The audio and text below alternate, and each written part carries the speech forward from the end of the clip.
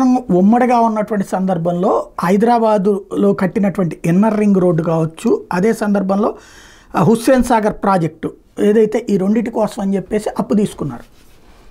ఆ అప్పు మీద వడ్డీ ఎప్పటికప్పుడు కడతా ఉంటారు. రాష్ట్రం విడిపోయింది. విడిపోయాక ఏం చేయాలి? తెలంగాణ అప్పులు తెలంగాణకి ఇవ్వాలి. కానీ తెలంగాణ అప్పులు కూడా ఆంధ్రాకి పెట్టారు.